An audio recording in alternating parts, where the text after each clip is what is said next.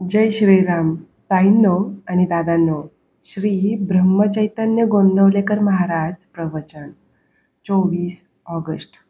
जेथे संत तेथे आनंद व समाधान असणारच.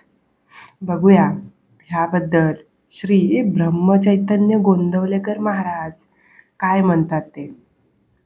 काही संत वरून अज्ञानी दिसतात, पण अंतरंगी ज्ञानी असतात. खरोखर संतांची बाह्य अंगावरून पुष्कळदा ओळख पटत नाही. संतांचे होऊन राहिल्याने किंवा त्यांनी सांगितलेल्या साधनात राहिल्यानेच त्यांना नीट ओळखता येईल. मनातले विषय काढून टाकले म्हणजे संतांची प्रचिती येईल. आपले दोष जोपर्यंत नाहीसे होत नाहीत किंवा लोकांचे दोष दिसणे जोपर्यंत बंद होत नाही, तोपर्यंत संतांची पूर्ण ओळख आपल्याला होणार नाही. संतांचे दोष दिसणे म्हणजे आपलेच दोष बाहेर काढून दाखवण्यासारखे आहे. संत हा हिरव्या चाफ्याच्या फुलाप्रमाणे असतो. सुंदर वास तर येतो, पण हिरव्या पानात ते फूल शोधून काढता येत नाही. त्याप्रमाणे जिथे संत आहे तिथे आनंद आणि समाधान असते.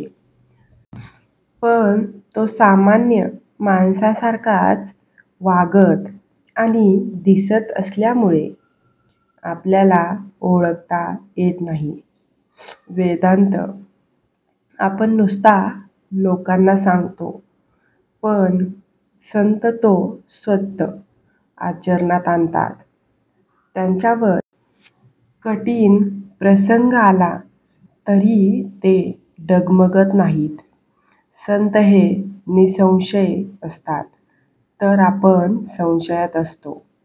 त्यामुळे त्यांना समाधान मिळते, तर आपल्या पदरात असमाधान पडते. संशय नाहीसा करायला आपली वृत्ती बदलली पाहिजे.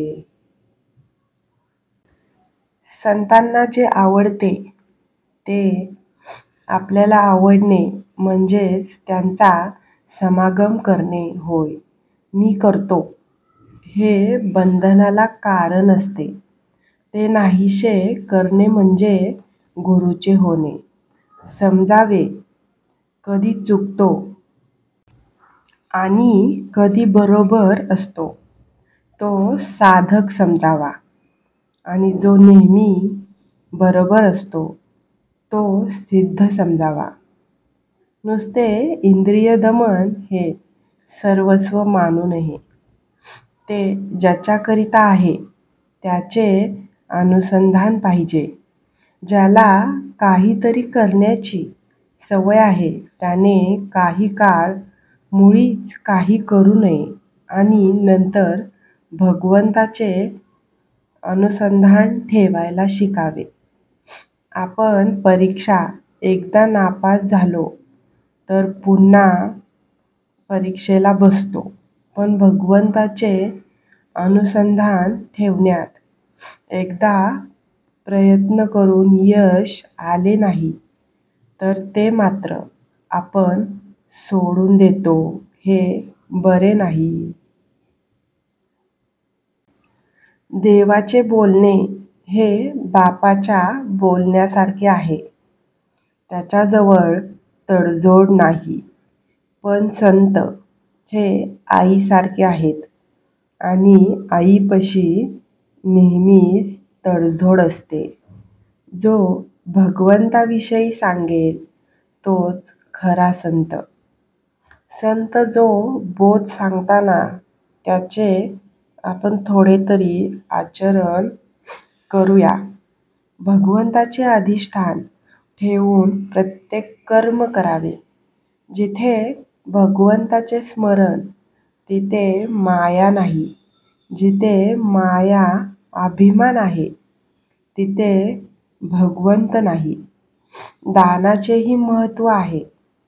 पैसा आणून गळ्यापाशी बांधला तर तो बुडवील, त्याचे यथायोग्य दान केले तर तो तारील.